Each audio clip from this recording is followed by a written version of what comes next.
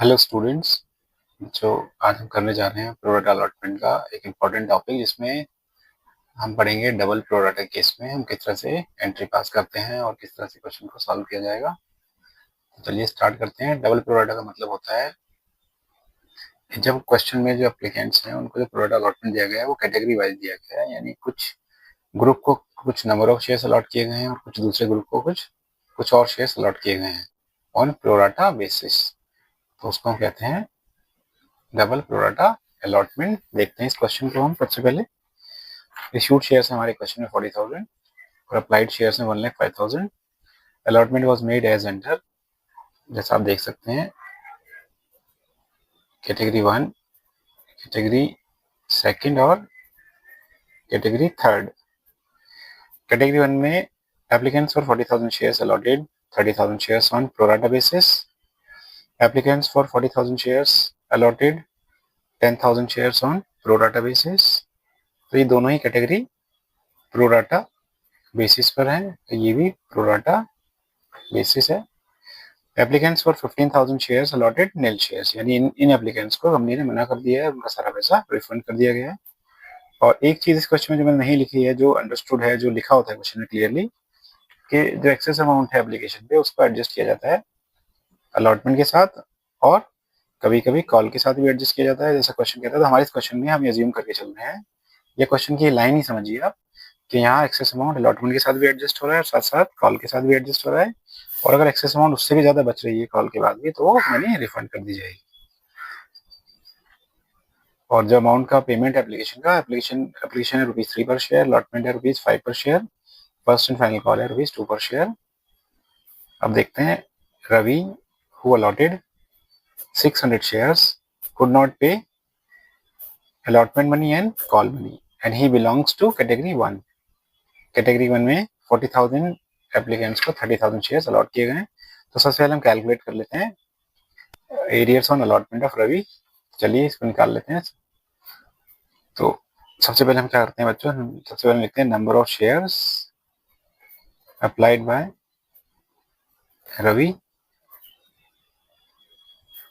तो total applied share under this category, तो जो टोटल अप्लाइड शेयर्स हैं कैटेगरी 1 में 40,000 है, और टोटल अलॉटेड शेयर्स इस कैटेगरी में 30,000 into number of shares allotted to Ravi जो कि हैं 600, को कैलकुलेट कर लेते हैं। तो ये आ जाएगा 800 शेयर्स, यानी he has been applied for 800 shares. अब हम निकाल देते हैं नेक्स्ट स्टेप में एक्सेस शेयर्स। एक्सेस शेयर्स बच्चों कैसे निकालते हैं, अप्लाइड शेयर्स बाय रवि जो कि 800 है, minus allotted shares to Ravi जो कि 600 है। इस तरह से जो एक्सेस शेयर्स आ जाएंगे वो आएंगे 200 शेयर्स। अब हम निकाल देते हैं एक्सेस मनी। एक्सेस मनी कैसे निकालते हैं, जितने भी एक्सेस शेयर्स हैं उसको हम एप्लीकेशन वैल्यू से मल्टीप्लाई कर देंगे। जो हमारी क्वेश्चन में जो एप्लीकेशन वैल्यू है वो है 3 पर शेयर, तो ये हो जाता है ₹600। अब नेक्स्ट स्टेप हमारा क्या होता है बच्चों, ड्यू ऑन अलॉटमेंट। तो ड्यू ऑन अलॉटमेंट हम कैसे निकालते हैं, अलॉटेड शेयर्स टू रवि जो कि 600 है, इनटू अलॉटमेंट वैल्यू पर शेयर जो कि ₹5 है। तो 600 इंटू 5 ये आता है 3000, और इसमें से हम बच्चों माइनस कर देते हैं excess money. Excess money company को रिसीव हुई है 600, तो इससे 3000 से हम माइनस कर देते हैं इस एक्सेस मनी को। तो इस तरह से जो हमारा एरियर आ जाएगा अलॉटमेंट पर वो आ जाएगा 2400। तो ये तो सेम ही है जैसा कि हमने सिंगल प्रोराटा के केस में भी किया था। जो हमें समझना है, अब हमें पढ़ना है डबल प्रोराटा का कॉन्सेप्ट, तो ये तो सेम ही रहेगा बच्चों। अब देखते हैं हम, तो उसके लिए हम एक टेबल बनाते हैं। इस टेबल को हम बोलते हैं analytical table, called analytical table.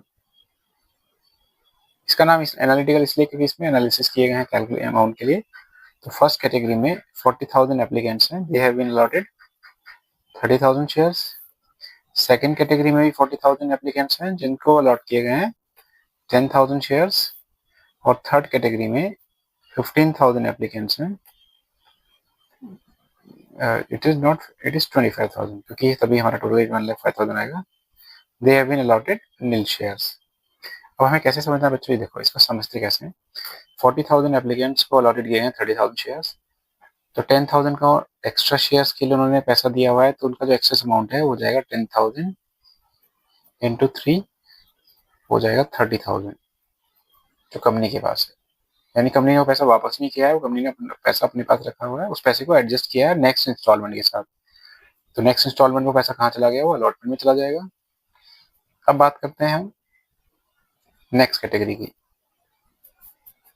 40,000 applicants allotted only 10,000 shares. तो यहाँ पे बहुत डिफरेंस है, यानी 30,000 एक्सेस शेयर्स का पैसा कंपनी के पास है। तो अगर मैं इसे कैलकुलेट करूँ 30,000 इंटू 3 रुपीज़, तो ये होता है 90,000।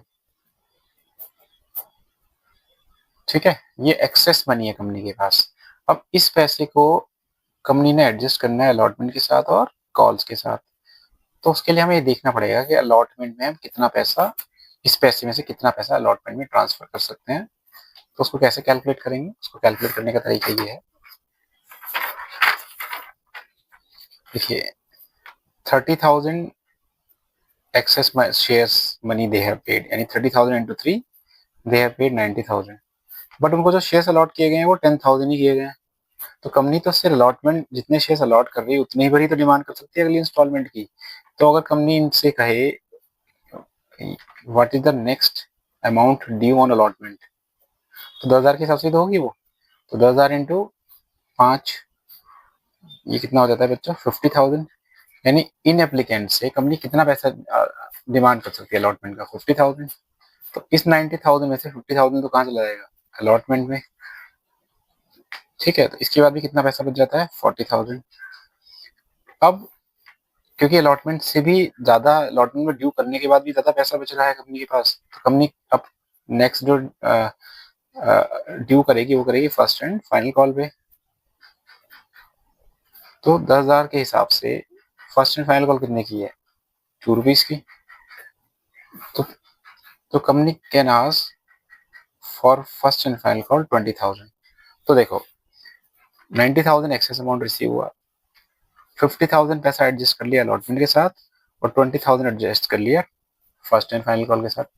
90,000 में से अगर इन दोनों अमाउंट को माइनस करें, अभी बैलेंस कितना बचता है, वो बैलेंस बचता है, यानी हम 90,000 में से 70,000 और 20,000 को माइनस करें, तो कंपनी के पास अभी भी इस कैटेगरी का 20,000 रुपीज बचा हुआ है।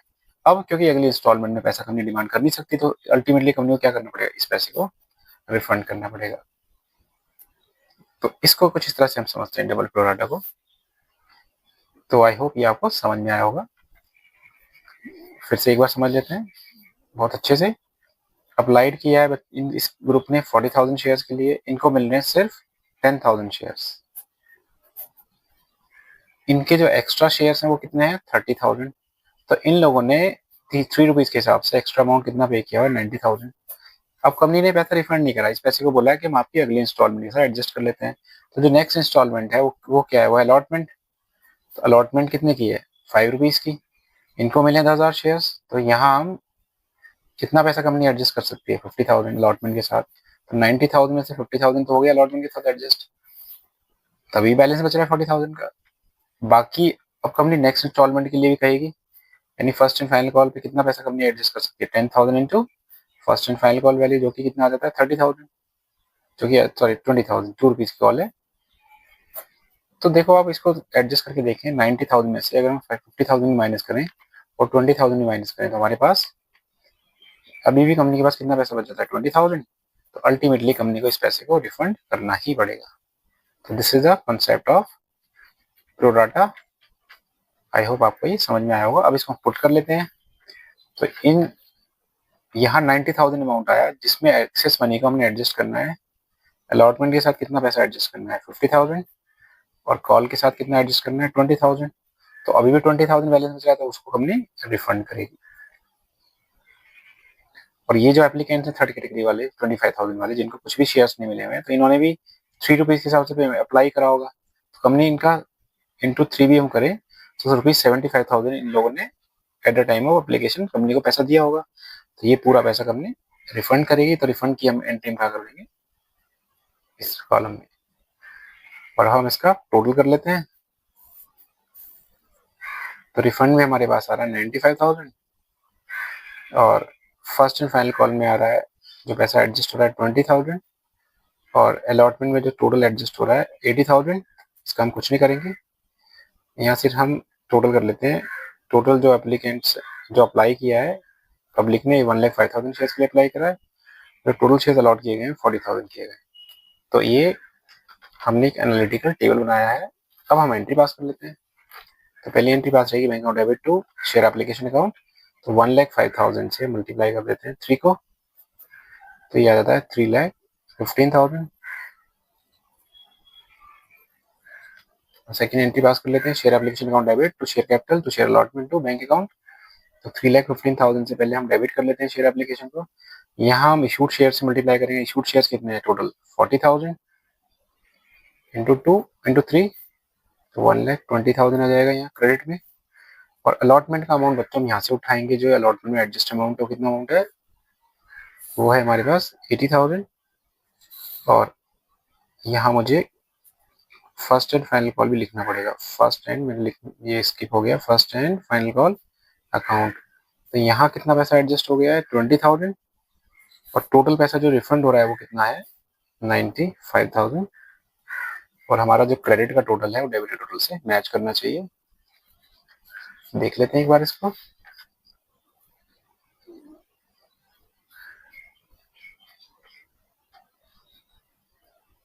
तो ये मैच कर रहा है। और अब कंपनी ड्यू करेगी अलॉटमेंट के लिए। अलॉटमेंट ड्यू करने की एंट्री क्या होगी, share allotment account debit to share capital account. तो इसको हम पास करेंगे जितने शेयर्स कंपनी ने अलॉटेड किए हुए हैं 40,000 इंटू 5, सो 2 लाख आ जाएगा डेबिट में और 2 लाख ही आ जाएगा क्रेडिट में। अब कंपनी रिसीव करेगी इस अमाउंट को। रिसीव करने की एंट्री क्या होगी, bank account debit call in arrears account debit to share allotment account.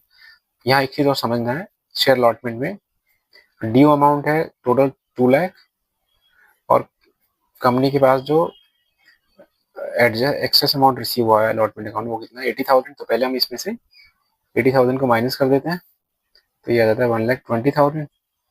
और कॉल इन एरियस में हम वो अमाउंट निकालेंगे जो हमने वर्किंग अमाउंट में कैलकुलेट किया था, जो कि हमारा आ रहा था आंसर।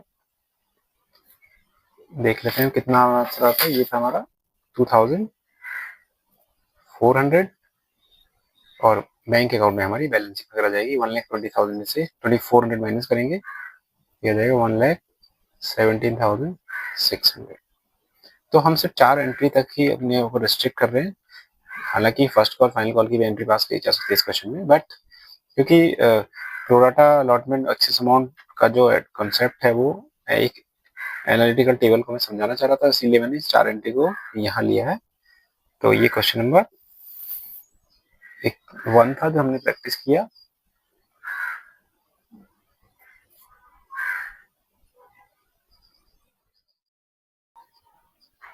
चलिए बच्चों, आप करते हैं नेक्स्ट क्वेश्चन और आपके कॉन्सेप्ट को बहुत अच्छे से समझने में हेल्प करेगा।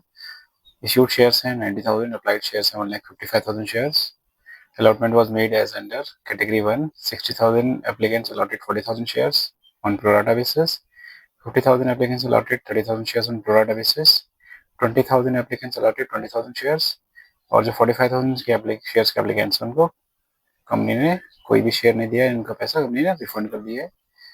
Amount payable as 2 on application, 5 on allotment, ₹2 on first call and ₹1 on final call. Money overpaid on application was to be utilized towards the sum due on allotment. Excess money over the allotment was to be refunded. यानी यहाँ पर जो adjustment है बच्चों उसे allotment तक होना है, जो हमने प्रीवियस क्वेश्चन में किया हुआ है उसमें एडजस्टमेंट अलॉटमेंट के साथ साथ कॉल के साथ भी था।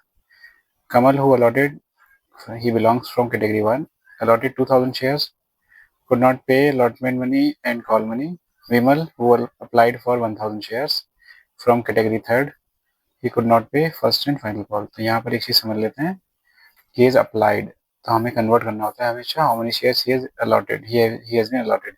तो क्योंकि कैटेगरी 3rd में अगर देखें तो जितने एप्लीकेंट्स ने अप्लाई करा उतने ही शेयर्स अलॉट किए गए हैं। तो इसका मतलब अगर मैं इसको लिखूं number of shares allotted to Vimal वो रहेंगे 1,000 ही। इसका मतलब इस लाइन को सिर्फ कंफ्यूज करने के लिए लिखा हुआ है, अदरवाइज तो इसमें कैलकुलेशन करने की जरूरत नहीं है। अच्छा, अब हम क्या करेंगे बच्चों, अब हम निकालेंगे वर्किंग नोट जहां हम कैलकुलेट करेंगे एरियर्स और अलॉटमेंट। तो उसको कैसे निकालते हैं? सबसे पहले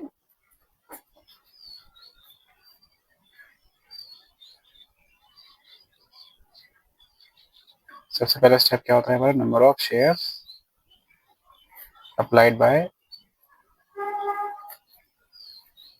कमल। तो इसको हम कैसे कैलकुलेट करेंगे? अब total applied share under product category, यानी इस कैटेगरी में टोटल जो अप्लाइड शेयर्स हैं वहाँ 60,000 अपॉन टोटल अलॉटेड शेयर्स हैं 40,000 shares into he has been allotted 1,000 shares, he has been allotted 2,000 shares। तो उसको कैलकुलेट कर लेते हैं। तो ये आ जाएगा he has applied for 3,000 shares। अब हम एक्सेस शेयर्स निकाल देंगे। तो एक्सेस शेयर्स हम बच्चों कैसे निकालते हैं? अप्लाइड शेयर्स में से हम अलॉटेड शेयर्स को माइनस करेंगे तो हमारे एक्सेस शेयर्स आ जाएंगे। अब हम क्या निकालेंगे? Excess money. एक्सेस मनी कैसे निकालेंगे? एक्सेस शेयर्स को हम एप्लीकेशन की वैल्यू से मल्टीप्लाई कर देंगे। 2 रुपीज़ की एप्लीकेशन वैल्यू है तो ये हो जाएगा ₹2,000। अब हम लिखेंगे ड्यू ऑन अलॉटमेंट, यानी जितने शेयर्स अलॉटेड किए हैं, अलॉटेड हैं इसको, इनकी अलॉटमेंट वैल्यू जो कि है 5 रुपीज़, ये हो जाता है 10,000। अब इसमें से माइनस कर देते हैं एक्सेस मनी, तो बच्चों वो आ जाती है 2,000। अब इसमें से माइनस करेंगे हम तो ये आ जाएगा ₹8,000। This is the area on allotment. तो अब हम बात करते हैं एनालिटिकल टेबल के बारे में। इसको हम कैसे बनाएंगे, इसको समझ लेते हैं अच्छी तरह से।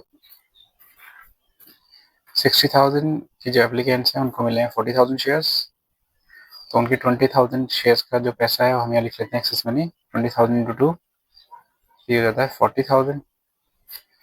नेक्स्ट कैटेगरी है जो 50,000 के लिए अप्लाई किए हैं, उनको मिले हैं 30,000 शेयर्स, तो उनका भी 20,000 का एक्सेस मनी यहाँ लिख लेते हैं एक्सेस मनी के कॉलम में। तो ये हो जाएगा 40,000 और 20,000 एप्लीकेंट्स को 20,000 ही शेयर्स मिले हैं तो उसका कोई रोल नहीं रहेगा इसमें। और जिन एप्लीकेंट्स को एक भी शेयर नहीं मिला है, यानी दे गॉट नील शेयर्स, उनका पूरा पैसा रिफंड में आ जाएगा। यानी लास्ट कॉलम में हम लिख देंगे 45,000 इंटू 9 टू 90,000। इसको टोटल कर लेते हैं। तो टोटल जो एप्लीकेशन हमारी आ रही हैं वो आ रही हैं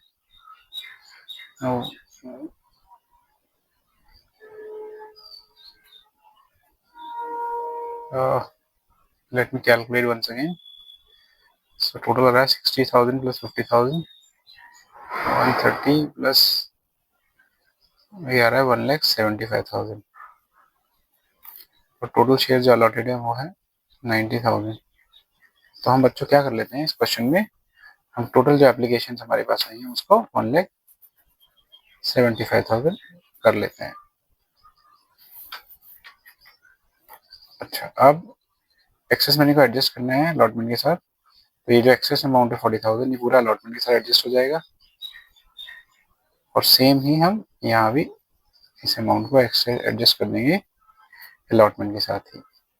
और इसको टोटल कर लेते हैं हम एक्सेस अलॉटमेंट मनी का, जो एक्सेस अमाउंट अलॉटमेंट के साथ एडजस्ट हुआ है टोटल कर लेते हैं उसको। टोटल कितना आ जाएगा? ये आता है ₹80,000 अलॉटमेंट के साथ एडजस्ट हुआ है, ₹90,000 रिफंड हो गया है। This is the rule of analysis table. अब हम करते हैं स्टार्ट जनरल एंट्रीज। चलिए सबसे पहले देख लेते हैं एंट्री का। सबसे पहले हमारी एंट्री रहेगी bank account debit to share application amount 1,75,000 into 2, जो कि आ जाता है 3,50,000।